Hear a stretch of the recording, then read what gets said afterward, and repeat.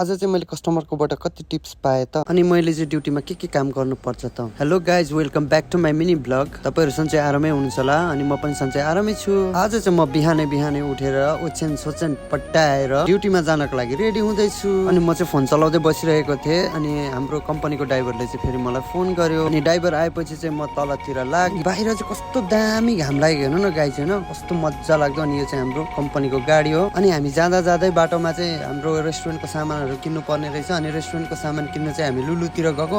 अनि यो लुलु चाहिँ अस्ति मात्रै जलेको होइन गाइज।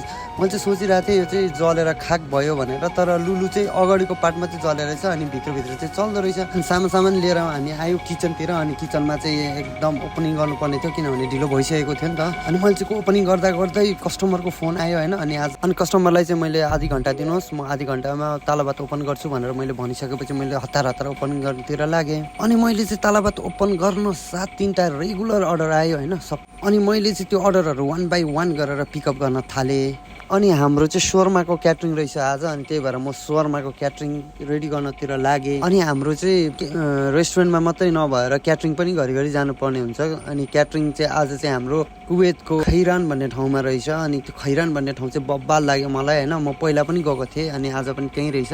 अनि यो चाहिँ हाम्रो क्याटरिङको सेटिङ। हामीले चाहिँ क्याटरिङ यसरी लाउनु पर्ने हुन्छ होइन। यो पर्सनल घरमा गएर चाहिँ यसरी शोरमा बनाउनु पर्ने हुन्छ। कतिजनाले खानु भएको छ शोरमा कमेन्ट गर्नु होला। अनि मलाई यो लोकेसन चाहिँ एकदम धेरै दामी लाग्यो होइन, समुद्रको छेउमा चट्टसँगले। क्याटरिङ सकेर फर्किने बेला चाहिँ एकदम धेरै ढिला भइसकेको थियो किनभने 12 बज्न आँटिसकेको थियो नि त। अनि फेरि लोकेसन एकदम धेरै टाढो, 1 घन्टा लाग्ने क्या यहाँबाट त्यहाँनिर पुग्नु त। खैरान पुग्नु त 1 घन्टै लाग्ने क्या।